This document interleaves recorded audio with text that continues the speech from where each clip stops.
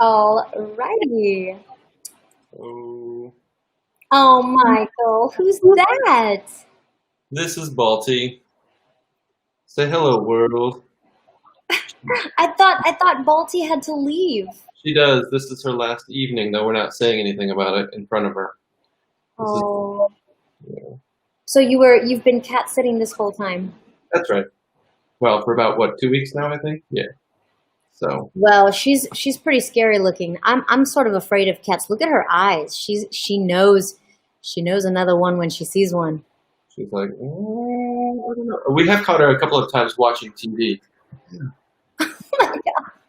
Well, then maybe she recognizes me from the movies. Yeah, from that one movie, remember? Yeah. How Yeah. you doing, Michael? I'm well. Hey, I'm well. How are you doing? Oh, snap, you are doing it. Okay, I just have coffee in my happy cup. Remember last week I had bees? Sounds like you had a disease, a disease. Honey, Um, honey bees. um, ooh. I'm also having coffee, just so we're clear.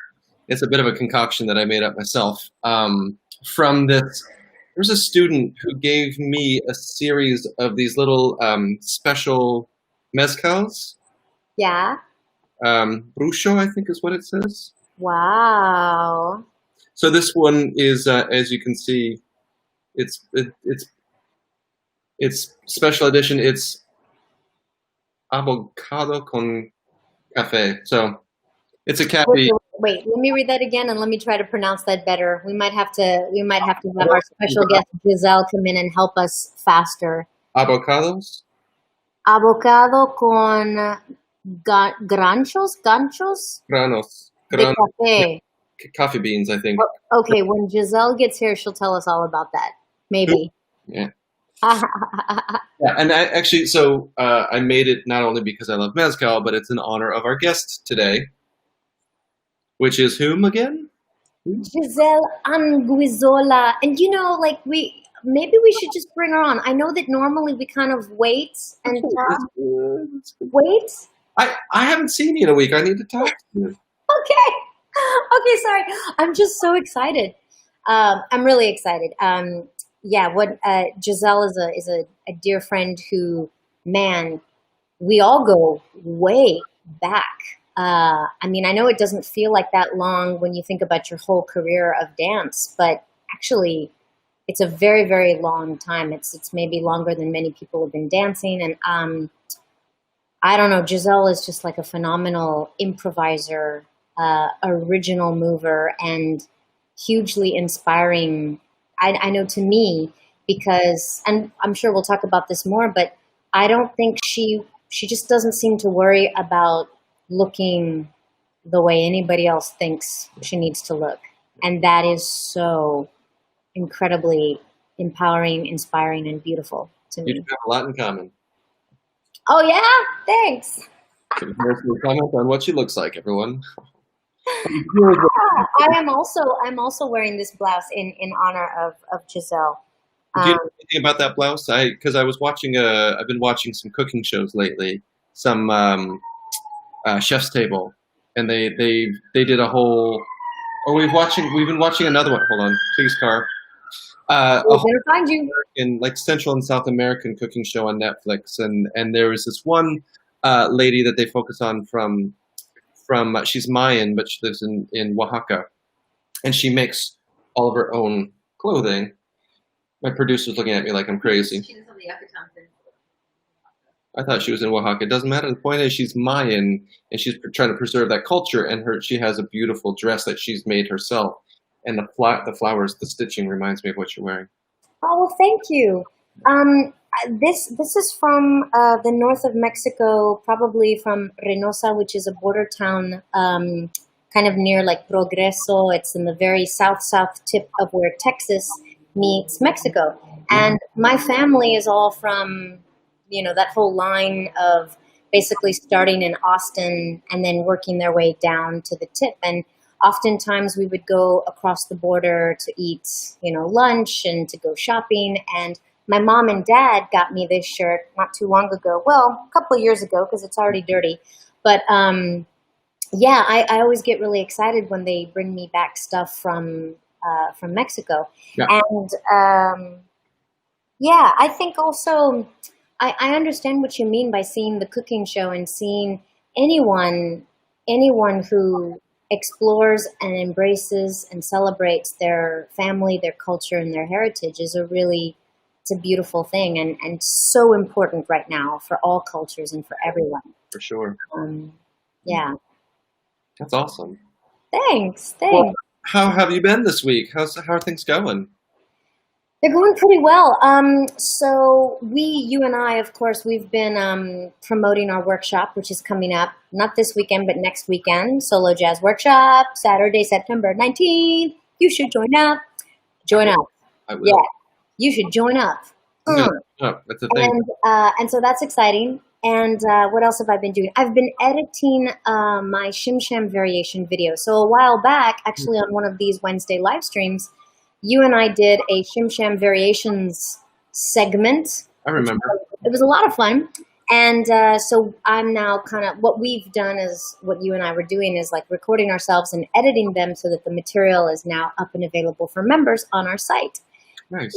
Yeah, and I it's cool. Like I don't know about you, but sometimes it's tough to feel like you're still being productive, Huh. like you are still doing anything of value right now with your time, especially as a dancer, especially as a social partner dancer who totally cannot social partner dance right now. Still, at least, can't really do that comfortably in New York, and can't do that with you because you're so damn far away. I'm the ultimately socially distanced partner. Yeah. Yeah. And anyways, so to teach something online and then to have it videoed and then to edit it and put it together gives me a sense of still being productive in an artistic way, in an educational way, in a preservational way. Um, and yeah, I think that's really important right now to find those little moments where whatever it is that you're doing, you think Yeah. this feels good or, Yeah. I'm Yeah. making something. You're making something. I I it's, I made a new rhythm. Well, it's I didn't make it. I discovered a new rhythm the other day while I was dancing with a little jazz jam group here in London. We meet outside um, and once a week if we're lucky, and we just kind of we play for a few hours. Just we have a little boombox, and if the police don't come and kick us out of our space, then we get to play. And I found a rhythm. I was like, it's a cool rhythm, and it's like a stomping, clapping thing, and it's really yeah. I was like, that's cool. Can And you show it to us? I mean, I don't mean to put you on the spot, but uh, can you tap it out for us? I could. I don't know what you can hear and see. I'm going to move the table back so I don't knock over my martini. Can you hear that? Yeah. Yeah. Okay. So it goes.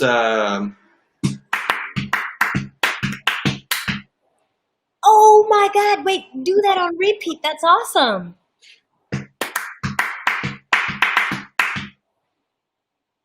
Boom pa ta ta do pa doom pa pa ta pa do ta. Again, keep going, keep going.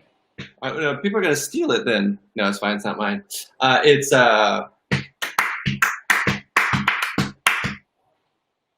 Boom pa ta ka doom pa ta ka tika ta. Something I'm missing that middle part. but that's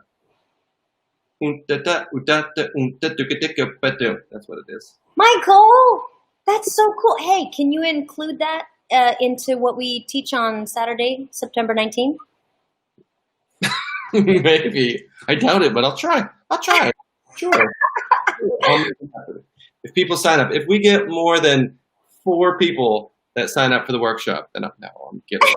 I think we already have that, but okay. 4 people's a good number. Yeah.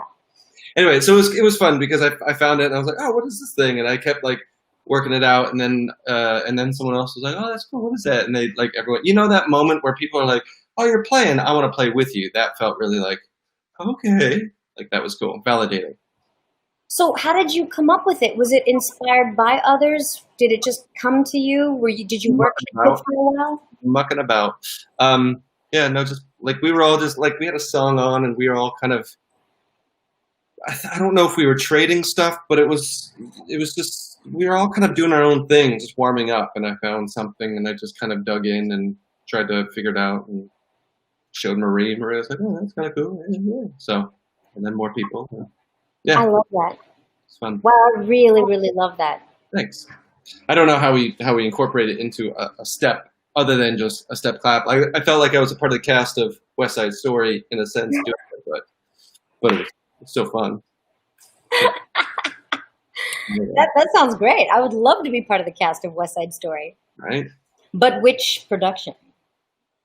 I'd like to be a part of the production that we saw in Bilbao last year, where it was in Spanish, and I was like, I don't know what's going on, but I knew everything that was going on. So it's great. That was be amazing. It's fun. Yeah.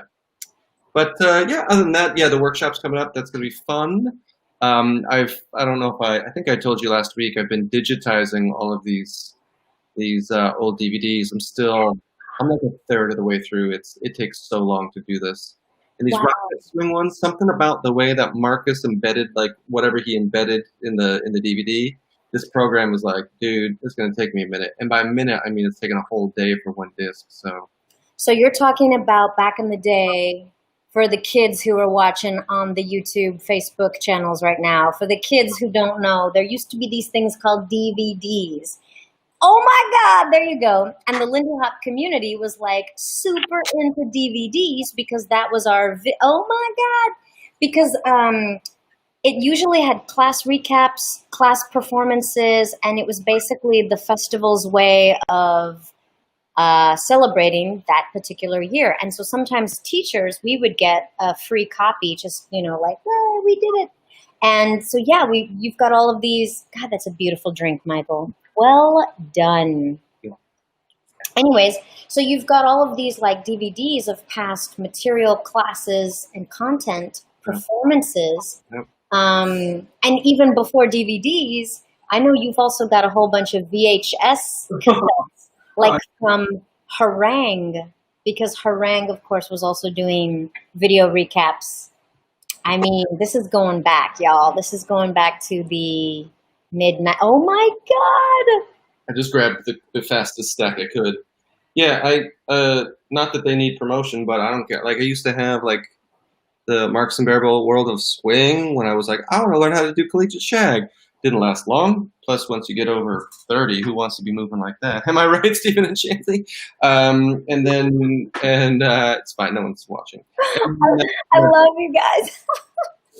We love you. Who wants to do that? And then 1994 and 1995, Harangue VHS. Oh my gosh. Wait, let me see those boxes again. That's like VHS. Harangue 1994? Yeah. In 95. Oh my goodness. Wow. Yeah. For all you kids at home that don't know that's what that looks like. Yeah. So, anyway.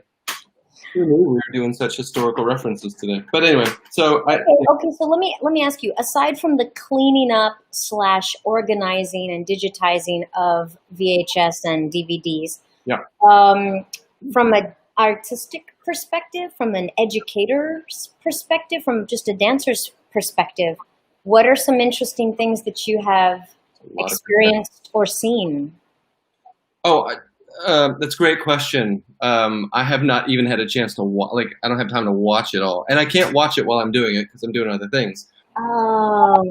But I will say this: I was like one of the rocket swings from I think 2011 or 10, and I was like, I spent 5 hours getting all this material.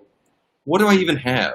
So I just like opened up the file and scrolled through, and I found like old Remy and Mo. So I called Mo. I was like, Mo, what is this? And she was like, oh my God. Like, she had bangs, fringe, eye makeup all over the eye. Like, wasn't even like, she was like, yeah, I used to wear a lot of makeup. I was like, I see that. So it was fun. So. Wow. What year? What year is that? Because that's also not that long ago. Long ago. It was like 2010. I guess, is that considered long ago now? Long ago. Yeah. It's about a decade ago. Man. Oh, man. So yeah, once I get through with this. I know, 1994 is. He said, "Don't you even dare." He's. She was like, "I was only 5 in 1994." I'm like, "Girl, don't you start with me." But Oh my gosh, Isabel. Whoa. That makes me feel old. Mature, wise, experienced. and Horst says he's got a VHS of Harangue from 1993. Wow. That Horst. Have you thought about digitizing that stuff, Horst? It's super expensive, but worth it.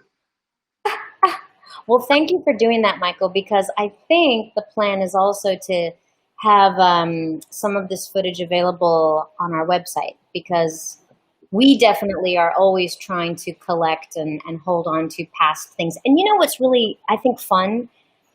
Everybody used to be only interested in maybe the performances, the showy kind of things that would get out, you know, like the final product, if you will, the polished, cool stuff.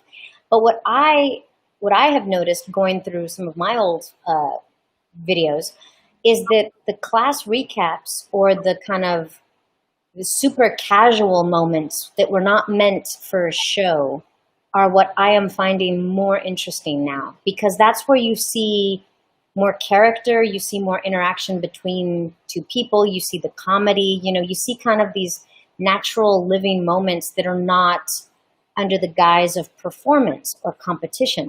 Sure. And I think it's a really cool thing.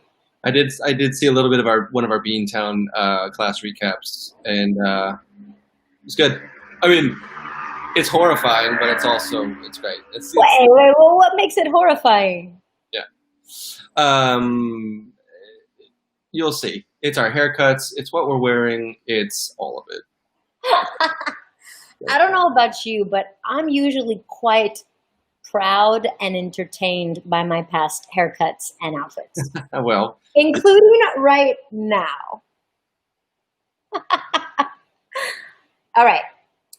No segue? Did I stump you on that one? You're fine. Oh, Ron, bless. It's young. Ron. Well, oh my gosh. Speaking of Ron, who is from NOLA, our guest this lives in New Orleans. Yes, but there's more to that origin story, which we will hear from her. Well, you want to get into it? I'd love to get into it. Let's see. Giselle, are you ready? Giselle is ready. Okay, but let's see. Can we hear Giselle? Hey, everybody. Yay! You sound amazing. You look amazing. Cheers. Oh. Cheers, everybody, to each their own. Coffee, alcohol, water. Pick your poison. It's all about balance, baby. Oh my gosh. Ron, I'm so glad that you are here, because I have told Giselle this before, but Ron's a member on the site with us, and he frequently refers to you, talks about you, has great respect and awe for you as a dancer and a teacher. So thanks for being here, Ron. Here she is. Yeah, Ron. And Ron has also helped me digitize a lot of VHS tapes and DVDs from my personal collection. So thank you, Ron, for helping me do that. We're halfway through. There's a great program called the Uni Converter, and I believe Ron has some more information on that too. But there are programs out there, and Ron, I definitely needed help, so I feel your pain. Michael, I understand, but it's such a wonderful thing to do for the community, for the archives, for yourself, just to have it there. And yeah, it's just beautiful. So good job, Michael. Okay. All right, we're done. Thank you. Very quickly, Horst asked if he really thinks that if we think he should digitize his 1993 harangue. Absolutely. Yes. Because the VHS stuff, as many of us know, that tape will wear out or it will break. And once it is, like, you can't fix that. So no, you can't. So that it's, digital is forever, I think was the slogan they went with. But it is good to have it in digital form. Well, Giselle, so when we were introducing you, we did say Giselle resides in New Orleans, and that's been one of the places where the modern Lindy Hop community associates you. But you're not there right now. Where are you from, and where are you right now? I'm actually Evita in San Diego, downtown, San Diego, California, and I'm originally from San Diego. I grew up dancing in Southern California in the late 90s, early 2000s, and danced a lot in Orange County, Los Angeles, right after the swing craze happened. So I was one of those kids in high school that watched the Gap commercial and listened to Big Bad Voodoo Daddy. And I thought swing was so cool and different. And I wanted to be cool and different. I didn't want to go to the techno parties and trip out on acid when I was 14 or 15 years old. It just didn't interest me. I don't know. And, and at school, if that's your thing, it just didn't interest me at the time. And I discovered swing music when I was in junior high, actually, like 12 or 13. And I found an outlet for it when I was in high school during the swing craze. So I just jumped on it. And at the time, though, it was pretty popular because of those commercials. So it was more mainstream. And me coming from a Latin American heritage, my dad's from Panama and my mom's Mexican. I grew up with salsa and merengue and a bunch of Latin music in the home. So swing music and jazz really resonated with me because of the instrumentation of the group of people getting together. So you hear like a horn and a trombone and these rhythms and these complex things happening over each other, and it felt good. I was like, all right, well, what can be mine? I'm American. I'm Latina, but I'm American. I'm like, swing. That's it. That's my thing. That's what I'm going to do. And so I just got completely obsessed with it, and it just really touched my heart. And here I am. I mean, it's just carried over. I've never lost touch with it. So I moved to New Orleans about 10 years ago, and New Orleans called to me. It has a special kind of spirit in that way. And actually, my friends called me too from New Orleans. They're like Chance Bushman and Amy Johnson. Yes. we're riding bikes in the French Quarter. You have to come out here. You have to come visit. So I eventually made it out there, and it drew me in. It hooked me in, and I got lost in the bubble of New Orleans. Here I am 10 years later. Back in San Diego due to the pandemic. This is where my family's from and where I feel supported and everything. So at the moment, but now I consider myself as having two homes, San Diego and New Orleans. So Amazing. Amazing. Now, I think it's safe to say that Los Angeles is super different from New Orleans as an environment, as an energy. But even the music that you would encounter, and certainly the dancing would be, I would think, is super different. Yes, absolutely. When I first started dancing, this has come up in conversation a few times. There was almost like a rivalry of different styles. It was, you two are familiar with this: modern Savoy and smooth style, or LA style, or Hollywood style, however you want to call it. But the modern Savoy is what I grew up initially with in San Diego. And so we didn't dress up vintage. You just dressed in your sweatpants and your t-shirts, and you wore jazz shoes, and you were very, let's see, your posture was in this modern, technical kind of almost trained in dance kind of way.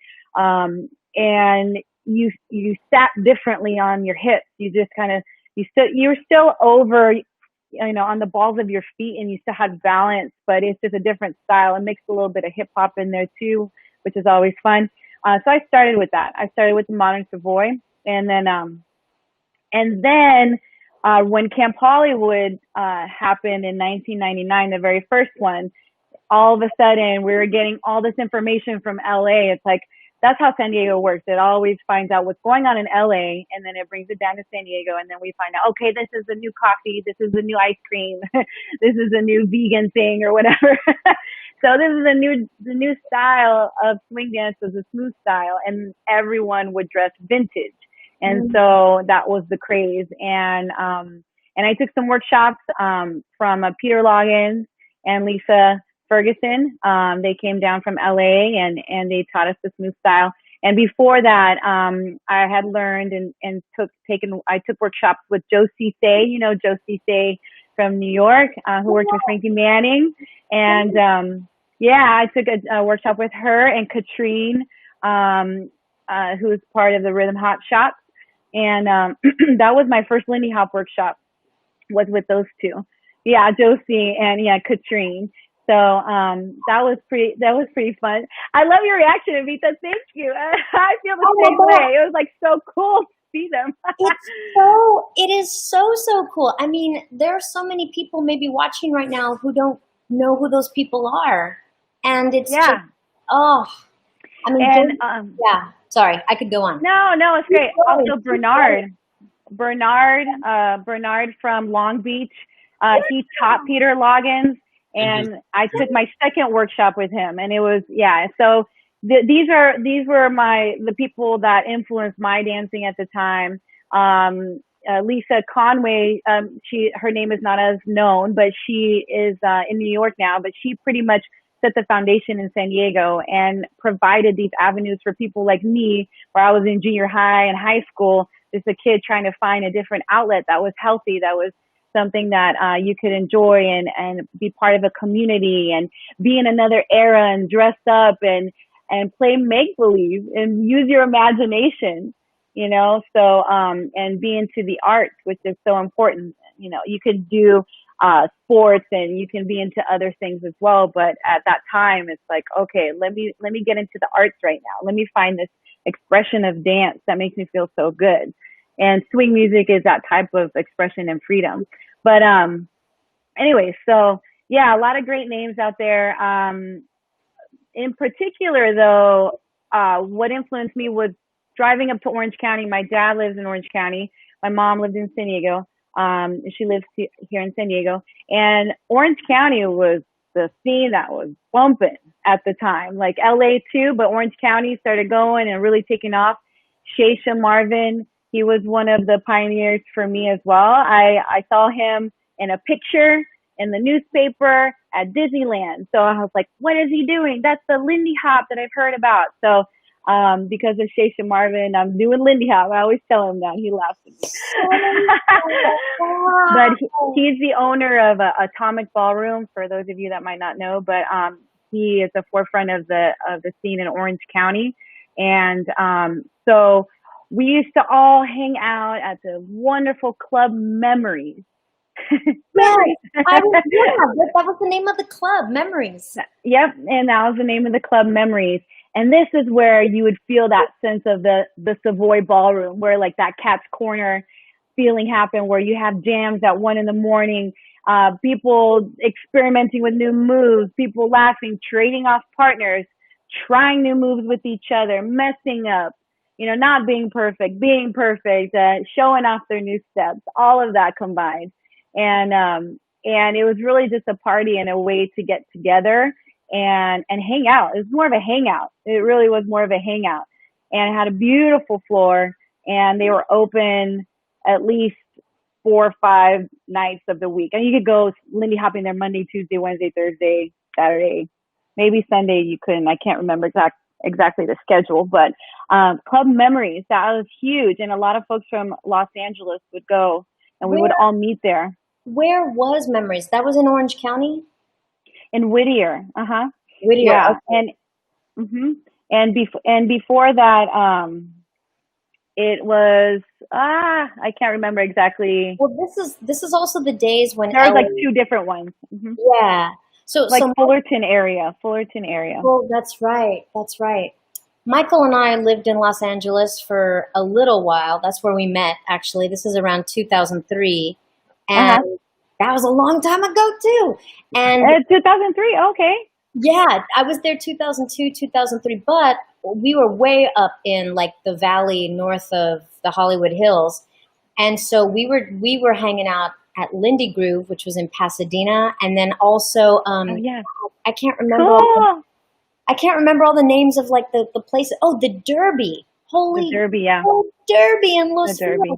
But what was interesting is when I hear you talk about memories and I hear you talk about, yeah, you could go dancing Monday, Tuesday, Wednesday, Thursday, Friday, Saturday.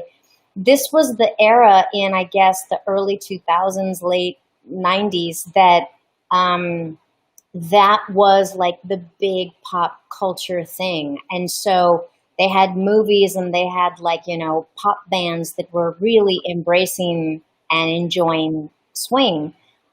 So multiple clubs like all over the region were saying, yeah, we can make money off of this. Like, bring in the kids, let them dance. Yeah. So true. And it was before the salsa craze. So it was like this huge craze of swing, and then that like eventually dissipated, and then salsa came out from that. And a lot of people just transitioned to that, or they did both, or whatever. But I stayed in swing, and now, oh my God, swing is huge worldwide. It's Yeah. amazing for me personally to see that. So it's really such a beautiful thing to watch it evolve over time. But yeah, I mean, all of those LA cats that dance, all that we call old school LA, they all influenced me. Minvo, Karina Acosta, right? Yeah. Okay. So I I have to Camp interject here. Hollywood crew, everybody. I mean, I just love them. They're like family, and they're people that I watched, and I wanted to learn how to dance like that. And I thought it was so cool that they were also friends hanging out, and it just has such a nice vibe. And even though LA is slightly competitive, and it's just its own right, because there's just a lot going on there, and a lot of people want to do different things, and that's fine and everything. But we took that competition and we made it into this fun, more community based thing. So that's kind of how I see Camp Hollywood too. It's like a fun competition. So, but yeah, there's something for everybody, and that's okay to be competitive as well. Nothing wrong with that. Yeah. Thank you for mentioning that. Camp Hollywood just happened, wasn't it? Yeah, Just it this just happened virtually. So Hillary, first virtual Camp Hollywood major swing dance competition. She's setting the foundation for other ones to come this year. ILHC's next, so I'm sure ILHC was watching and Yeah. taking notes, and Hillary did a wonderful job. So I really do congratulate her for that. And the absolutely. whole crew, and the whole crew. It Yeah. really brought people together, and yeah, before the competition, I was like, "Ooh, I'm kind of nervous." It's not even live.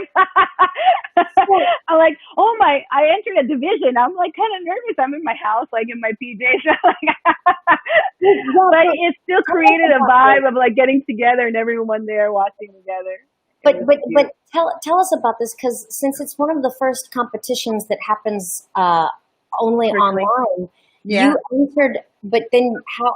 Yeah, tell us about that. How did that work for you? What did you do?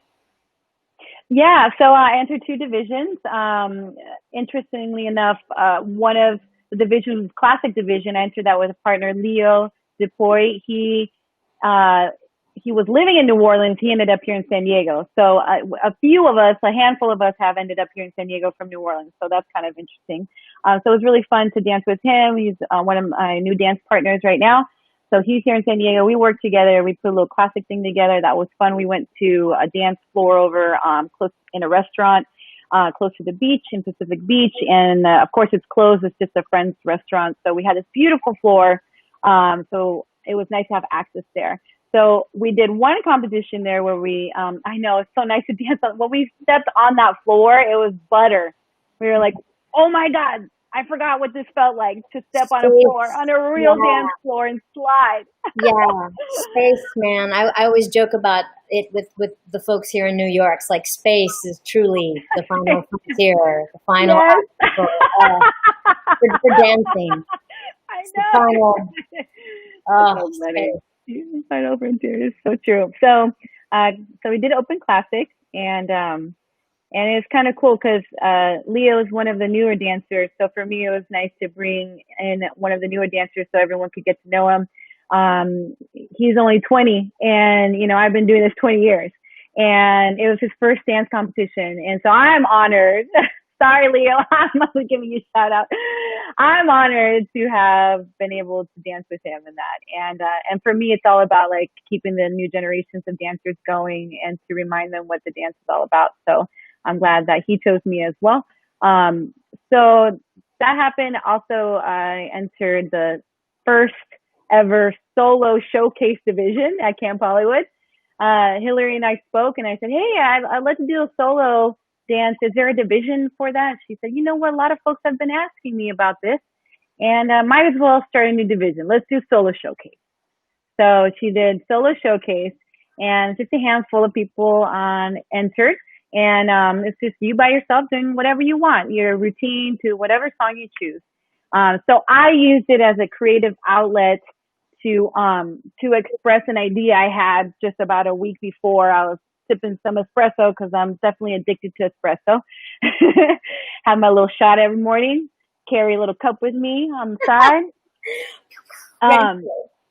Ready to go. And so I was listening to Pandora, and Lulu's Back in Town came on, and it was a version I had never heard before. What is this version? It's so cool.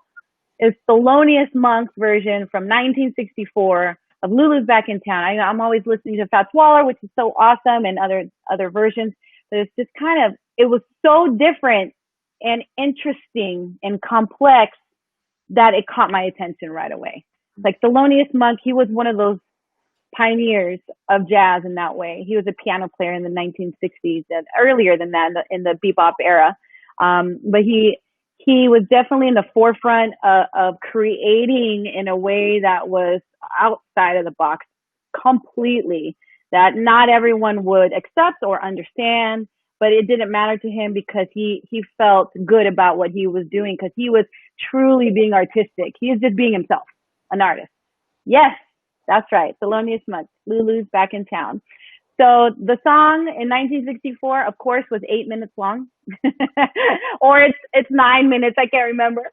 So I'm like, yeah, 1960s is more of a concert. It's not really meant for dancing. Plus, in the 20s and 30s, you had the records where you could only record for 3 minutes at a time when you're making physical records. So that's why these songs are 3 minutes. So we'd probably all be in better shape, with our Lindy Hop if we start dancing the songs that are 6, 8 minutes, 9 minutes long. No, we're all in great shape because we're dancing. Just keep moving, people, whatever you do. That's right. But so did you edit the song down for the competition, or did you do all? So I know my initial idea was like, okay, I'm highly influenced by Duke Ellington. Duke Ellington had a concert series where he had like part A, part B, part C. And I said, why don't I split this up into parts? Let's just divide into parts. So I decided to put the first 3 minutes as a routine of the solo showcase. And it's just piano and Thelonious Monk. The second part of the song, the band kicks in and it's really, this other kind of vibe. So that's going to come maybe in 6 months, maybe for ILHC. It's going to come later. It'll tell a story. So anyways, the first 3 minutes is just Thelonious Monk and him being crazy on the piano and all these weird rhythms and syncopations and different melodic interpretations of the song. And I decided to, even from that part, to split it into smaller parts and have it be in this format where it's like organized as the first chorus is just the melody. The second chorus is just the backbeat or the rhythm or the left hand of the piano. And then the third chorus is the 2 A's, even smaller. The 2 A's are just the melody. And then the B is the rhythm. And then the back to the A is the melody. And then reverse that as you finish the last chorus and that kind of thing, where it's just, that's what made sense to my brain. And then I could really get into the details of each part of the song and like what he was doing on the piano. And some parts are very detailed because it's the melody, and some parts are more generic because it's just the rhythm and you can understand it a little bit more. But to me, that was very artistically satisfying and one of the hardest pieces that I personally put together. And I've choreographed a lot of different routines. So I enjoyed the process, and I really do owe it to that avenue and that platform of that virtual competition through Camp Hollywood. So it Yeah, was nice. absolutely. That sounds amazing, Giselle. I imagine that this new format where people are allowed time to really build something and then film it for themselves and edit as they want will spark a lot more, hopefully, new perspectives and new thoughts about the music. Is this should I try to show a little bit or share a little bit of it? Sure. We'll see if this works. It's going to have to be, I think, a screen share for me. Okay. Can I make this happen? Where Can I add one more thing that I almost forgot? That is really an interesting thing. Thelonious Monk was known for wearing crazy hats. So I decided to wear an interesting hat, a mariachi hat, so a very large Mexican style hat. I just grabbed it from my mom's closet. I said, this will do just fine. And so I put one on. Do you have one, Evita? Technically, this is not a mariachi hat. This is more of like it's great. It's this great. is a sombrero, but yes. That's something that Thelonious Monk would have worn. Absolutely. So you might see that in the video. You will. All see right. that. Let me see if I can share this. Let's see if this will work. Okay. Fingers crossed, because I think you just sent it to me. Here we go. And Song by Thelonious Monk, 1964. His version of Lulu's Back in Town. Dance choreography by Giselle, Anguizola, 2020, part 1. oh, you're beautiful. I had to describe it. Wow. Evita, I don't know if you're sharing it, but I can't see anything. I'm not sure. I can't see it either. Oh no. It says that I'm sharing. Wow, Giselle. Yeah. Oh my god. Oh my god, with that slidey floor. Okay. Yeah. It's Okay. Yeah. You can put a link. I'm happy with that too. Oh, incredible. Okay, well, I tried. Yeah, no worries. Let me, though, I'm going to take the link, copy, and I'm going to go back to, here we go. Oh, yeah, we can't see it. Thank you, Petunia, for letting me know. Damn, I tried. But here is the link. And share it. Oh, cool. Thank you. Share it in the. Oh, okay. You can do it that way as well. I wanted to answer Horse's question. Which times was Modern Savoy style dance? Late 90s, early 2000s. I believe, in my opinion, David Delmo was one of the people to dance that kind of style. Right? Yeah. Thank you. Thanks for sending that link. So David Delmo, if you look him up, Delmo. Yeah. What would you agree, Michael? Yeah, he's great. Yeah, David Dalmo, Dalmo, and his partner Osa, not to be confused with Osa and Doniel, but yeah, they like their stuff is great, and he's come back a little bit as well. So he's teaching and performing, and oh, great! I mean, he's still killing it. Nice. A lot of folks from San Diego went and worked with him, and then came back here and shared a lot of that info. So that was pretty neat. Yeah, that's fabulous. So cool. Mm-hmm. Well, Yeah. I wanted to share another video, but now I'm super skeptical about it working. There's this really beautiful video from 2011, Lindy Focus, and this is Giselle dancing with Nathan Bew and me and Michael dancing. Can you guys talk a little bit about it while I try to see if I can get the share screen to happen correctly? Yeah, absolutely. It was the song. Yeah, go. The song was "Blue Skies" by Count Basie and his orchestra. I think it was a live version. But as far as the song, I just remember that it was one of the songs that really resonated with me. But it was really a lovely experience to work with you too, and to create something together. But Michael has a little bit more info on what's going on in the choreography. Do I? Actually, I was going to say, I Do don't. you remember? I don't remember. I just figured out how to successfully share this. Great. So I'm going to do that, and then we can talk about it afterwards. Great. I feel like you and Nathan worked on stuff like that. Oh, yay! Is that it? Yes, and then minimize us, Evita. Minimize us. I'm minimizing me. Oops. No. You maximized you. Oh. Nice, Giselle. Oh. No, I'm. There we go. This is so much fun, you guys.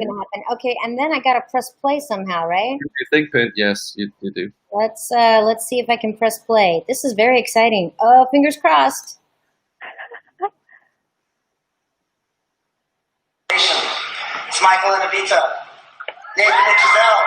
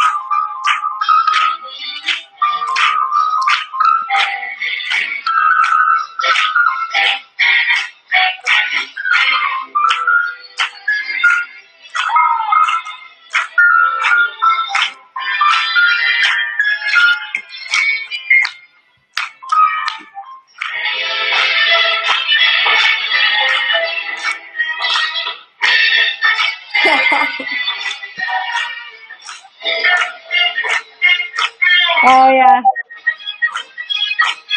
We'll send a link, Joshua.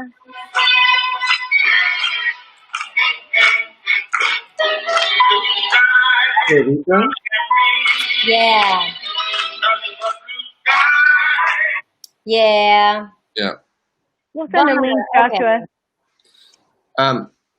Evita, you can share the link now, but I would recommend that we just share the link in the replay when we upload it. That would probably be the best. Gotcha. Bummer. Yeah. Bummer. Joshua! Nice to see Joshua, you on here. what are you doing? He said, watch some videos is what I'm trying to do. I guess for a couple of reasons, it's good to know that sharing video like that is tough. Oh, he says, I miss you all, but I especially miss G because I haven't seen you in ages. I miss you too. We hung out together in New Orleans. We had so many wonderful dances and times together. It's just, it's a real treat to be able to have had that time with you, Joshua, while you were there in New Orleans. So hugs. I feel like I'm one of those people that I have spent a certain amount of time with so many different people, and I've been around for so long that if you talk to the people that are like, that everyone else knows, they all know me, but not everybody else might know who I am. And I'm perfectly fine with that. It's just what's happening naturally. But I also like to share my story, so I'm glad to be on here sharing my story with you guys. And that's the thing with dance is like, if you think about it more of a journey instead of a, they say it's like not a destination, right? It's a journey, and it is the journey. It's true. I was just watching some videos last night, and I watched that video from Lindy Focus, and it's so beautiful. And I was watching some other videos too, and I started to reflect on my own dancing. And a lot of us can watch videos of ourselves and say, oh, well, that looked weird and that wasn't that. And instead, I decided to appreciate all of the intricacies of these videos from the past and my journey in dance. And then I thought, oh, wow, this is so cool. And I actually entertained myself. And I appreciated the parts where I'm improvising and all the little details of things that maybe were missed by my partner, maybe were missed by the crowd or the audience. But I watched that video 5 years later and I see it and I'm so satisfied and so happy with myself. So if you're watching this and you're a dancer and you watch videos of yourself, just go easy. It's a journey, and it's really important to value every step of the way, and to find the perfection in imperfection, and to know that that's who you are. That's like you're a human being, and sometimes you see the beauty in like something that looks awkward and something that is expressed differently. So just find that kind of beauty within yourself, and appreciate who you are as an individual in your journey. I've always, stressed that in my classes and when talking to people. It's just about being an individual and taking bits and pieces. Like if you have something you want to work on, that's great. Do it. There's nothing wrong with that. And you'll go through phases where you're like really care about certain things, and you'll go through phases where you don't care so much about those little things, and you just want to ride that wave of dance, and that's great. And do that.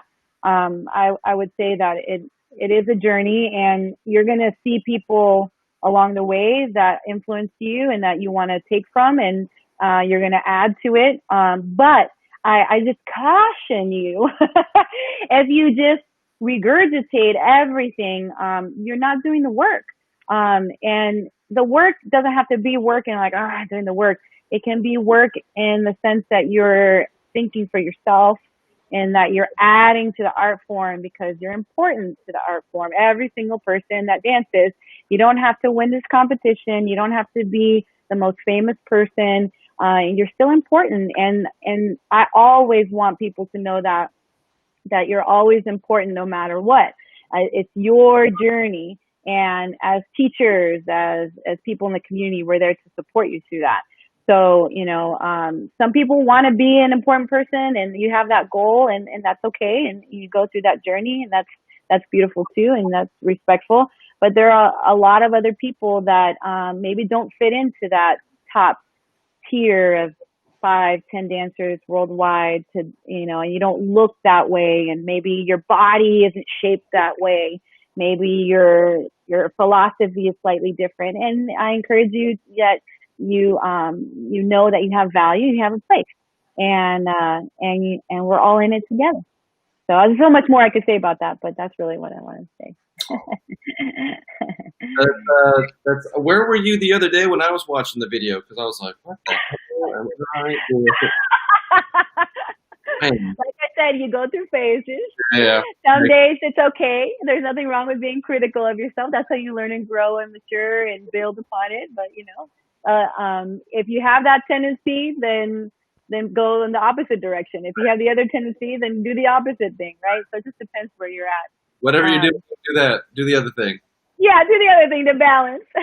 Well, Giselle, that was so beautiful. I'm glad that this will be viewed again and again by people on Facebook and on YouTube, because what you just said there is absolute comfort and wisdom and gold and needs to be said and heard more often.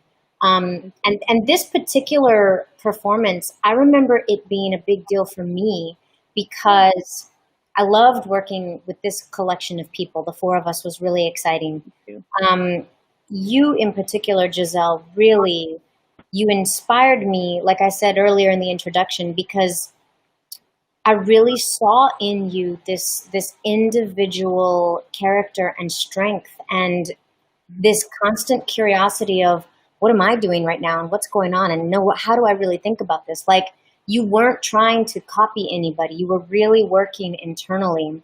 And I thought that was so beautiful and fascinating. And this particular routine, which if anybody gets a chance to watch it, you'll definitely see that there are some moments that are super tightly choreographed. Like, oh my gosh, they were all there at that beat. But then there's a lot of moments, in fact, at least half of the routine is soft, improvised, like, I'll just meet you on the beginning of the phrase, or do whatever you want, but this is like the goal. We just need to get from point A to point B. And you decide how you get there. And at this time in 2011, for me, that was crazy because I was like, wait a minute, nuh-uh. There's social dancing, which is where you improvise and you're in the moment and you don't know what's going to happen. And then there's performance, where you are practiced and you choreograph it and everything like is, you know what's going to come next. And this was like really a pivotal moment where the two collided for me. And it was really exciting because I felt supported by all of you, and I felt Yay. excited by all of you. And I want that has been a continuing thread or a continuing path. Like that door opened for me at that moment, and I was like, okay, there's more to this. How does this work? Yeah, it's important. I'm so happy to hear that. That's amazing and so beautiful. I had no idea. Yeah, absolutely. Well, the first time, so this was mostly a brainchild idea of Nathan Bew. And the four of us actually were teaching together at Catalina. I guess it was that year. Yeah, it was that year. Mm-hmm. So it would have been, I don't know, the spring. It must have. I think it was the month prior. I think it wasn't. Okay. Yeah, there wasn't Because that. it was December. Yeah, it was cold in Catalina. Yeah, Okay. November. Yeah. So we were teaching, the four of us there in Catalina, and it was one of the last Catalinas I think that Joel Plies had.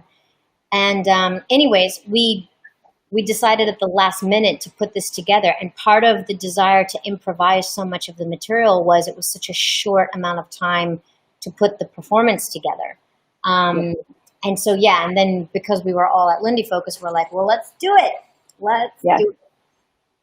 Yes, that's so great. And I'm glad we did that. And yeah, you're right. I guess I never thought about that. There's some people think that you're supposed to just do certain routines in choreography for this specific thing, and you can't leave breathing space for other things. But in reality, you can mix it up. Yeah, absolutely. Yeah. Was that the same that you and Nathan did Shadrach? Was that the same? Was it the same what? Was that the same year that you got? Like, wasn't that the same time you guys were working on a different routine? Shadrach one? That was a few years later, actually. Was it? Oh, okay. Yeah. We have another routine that we worked on called the to a song. I can remember the whole name, but Shadrach is what we call it. Yeah. But in Catalina, that's where we saw Lance Benishek. Yeah, Right. Lance. Giselle, will you tell us about Lance Benishek? And actually, how do you spell his last name so I can put his name in the notes for people? I have to make sure that I get it right, to be honest. Sure. I'm gonna while you ladies look, I'm going to say BANISHEK. Yeah. Yes, it's an EK. Benishek. Lance Benishek. I think so. I'm making up a guess. I'm stalling for time while you ladies do your keyboard thing. Benishek. Yeah, it's Benishek. So BANI. Yep. Yeah. BENISHEK. I'm sorry. BENI. F. What are we doing here? HEK. Gotcha. No, it's important. I need people to know about Lance. Giselle, will you tell us a little bit, like, who is Lance Benishek? Yes, he was a historian based out of, I believe it was Minneapolis, Minnesota, and he was a historian of dance, of American vernacular jazz dances and dances from the 1900s through the 1950s. So he worked with Chester Whitmore. He would find these videos of the dance called the Texas Tommy from the 1900s that were done in San Francisco. And he would show them in his classes and talk about how the Texas Tommy evolved to what we know as swing, and how it took the steps there to the breakaway and to Lindy Hop. And he also had a library of moves because he went and spoke with these people that did them in the day, the Big Apple, so call dances. So I remember JoJo Jackson went to Minneapolis and hung out in Minneapolis and spent time with him too, so she could write down as many steps as she could with Lance of the Big Apple call dances. So You have like the camel walk, right, which is something that people know, but maybe there's like the alligator crawl. That's something that isn't as known. So there are various styles of, I would say, vernacular jazz or solo jazz now that were done back in the day. So he was more of a historian and a collector of those of that era. And he shared that information in all his classes. He traveled all around the world. He danced himself. He was a great dancer. There are performances of him as well. Amy Johnson and Mike Faltasak and probably Peter Strom, who are from Minneapolis, Minnesota, could say more about him as well, maybe as a person. Maybe they spent more time with him. For some reason, we had this nice connection, Lance and I. Every once in a while, I would hear from him. He would send me a text or call me. I started this women in jazz music and dance movement called Girl Jam in 2005. That was before then. Been talking about this. Before then, mostly just couples were hired, and it was usually the lead whose name was known. It was just whatever dancer as the lead, as the main person and partner. And so rarely the follow's name was mentioned, or I mean, it was mentioned, but no one really cared. Okay, they might have, but it was just more of a lead based, Girl Jam 2005, more of a lead based way of hiring instructors. So I wanted to create something that honored women in the swing dance community, and where women or follows could have a voice. And so I created the Girl Jam. And that started in 2005, and there have been 20 or so Girl Jams worldwide. There's one in London, Melbourne, all over the place. There's going to be one in a few weeks in Argentina, virtual. Argentina Girl Jam. Wow. September 26th. So, oh my God. If anybody out there in the comments has a link to help us with Girl Jam Argentina, put it in there. Let us know. Yeah. So you can follow, there's a Girl Jam on Facebook, Girl Jam Swings on Facebook. So that's me on there. Anyway, so in 2006, thank you. I decided to host it in LA, and I wanted the Girl Jam to have a variety of different things. Yes, honor women in different generations, but also different dance styles. So I had Sarah Reich, who is a very well-known tap dancer nowadays. She was a teenager at the time. She taught tap.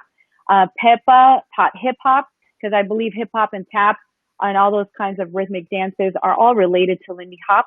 And the roots of this kind of style are in the foundation of African dances, and then swing and tap and later hip hop. So I wanted to include that. And I hired Jenny Lagan, who is a famous tap dancer and elder of the scene. You can find many videos of her. And I never got a chance to hire Norma, unfortunately, but I did try to get some folks over to the Girl Jams that were the elders. So because I had all those kinds of people, and Chester Whitmore as well, he was working on Norma Miller's documentary, because he pulled me outside. He's like, G, we're working on this documentary, Queen of Swing. You gotta check this out. And he's like telling the story, and the way Chester does it, he's like this. It was a great documentary. She has all these things going on. She worked with all these people. So, anyways, Lance wanted to be part of it. So he called me. He said, I'm flying to Los Angeles. I want to be part of your project. I want to go and hang out and see Jenny Lagan and see Chester and everything. So he came out, and that was really special for me, because I really respected him, and I still respect him. And he's such an amazing force in the swing community. So I got to connect with them there. And then I saw him in Catalina with you guys. And just a year ago, actually last fall, not even a year ago, 2019, September, he messaged me And he messaged me a picture of Chester and I doing the over the back. We were just practicing and messing around, and we did the over the back. He took a picture and he said, "Remember this?" And so he said, "Hey, let's talk on the phone." And I said, "Okay." We started chatting on the phone. He said, "You know what? My health is really poor. I don't feel like I'm going to be here much longer. I really just want to connect and talk about dance and just know that I am an important part, you know, of history and what my purpose is." And I said, "Yeah, sure, Lance, let's talk." And so we talked for a little while, just a few times.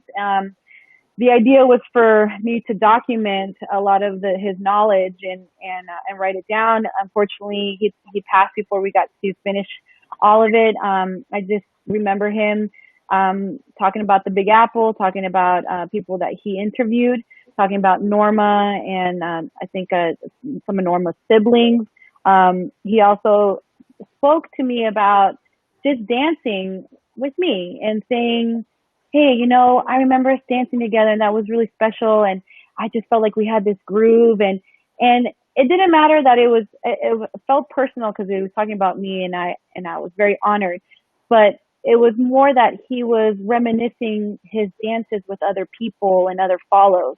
And I could tell he was just trying to feel that same sensation of connecting with a partner and connecting in that kind of way where you're social dancing. And so we would talk about our dances together, and he'd say, "Oh, that was just so, I remember that. Oh no, yes, that's so," and that made him feel comforted. I could tell that made him feel comforted of what he has done, even though he wasn't able to dance because of the disease he suffered from. It didn't allow him to dance at the time. So when I heard of his passing, it was very sad, but he knew he didn't have much longer, and I just feel absolutely honored to have connected with him during that time. Lance Benishik, so that's a name. Definitely look him up. There's some dances that he recorded of himself with his partner at the time, but I just want Lance to know that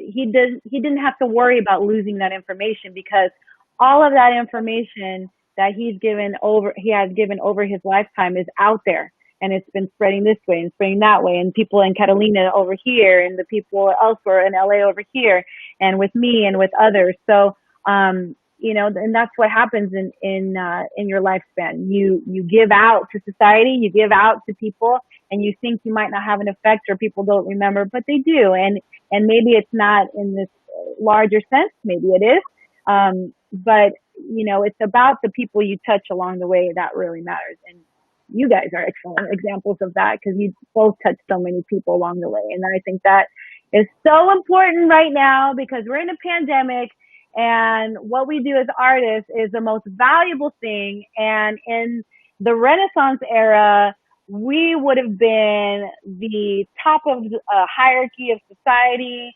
as dancers, dance instructors, movers, artists, musicians, poets, all of you out there that do any kind of artistic expression. What you do is so vital to humanity, not just now, to humanity, because you have all these corporations, all these other things happening, and everything moving so fast, pandemic, blah, blah, blah, fires, yeah, earthquake, I have no idea, I don't care.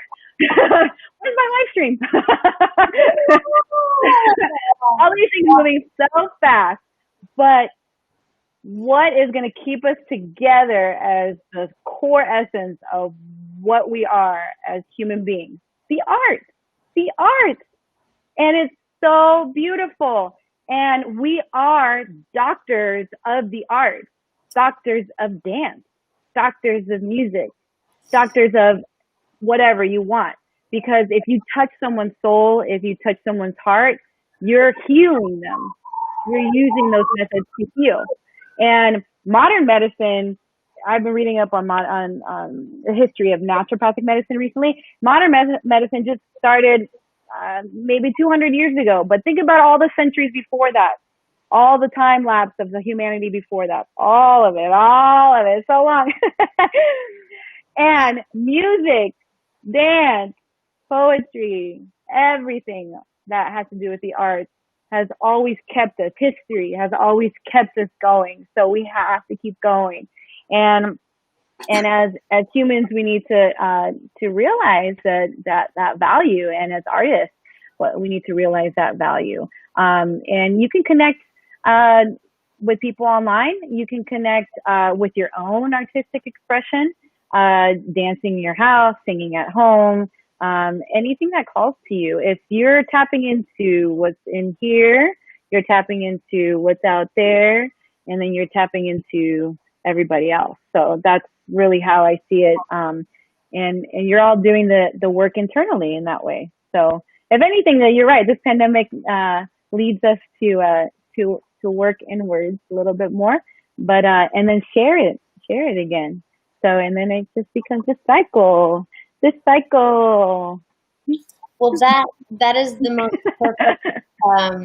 most perfect segue to just letting people know how they can stay in contact with you. Just go to Giselle's website, which is drqueenie.com. Like, she will heal you, or she will inspire you. Your journey and your experiences and your story, Giselle, is so beautiful, and it's so rich and diverse. And